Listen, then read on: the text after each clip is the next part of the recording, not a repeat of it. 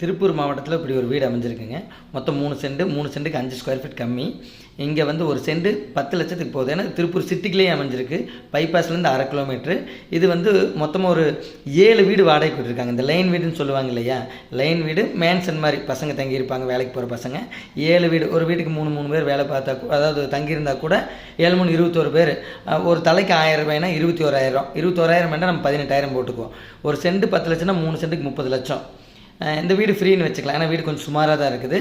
30 லட்சம் போட்டால் ஒரு 20,000 ரூபா வாடகை வரும். 20,000 வேண்டாம், 18,000 போட்டுங்க. 30 லட்சத்துக்கு 18,000 ரூபா வாடகை வருது.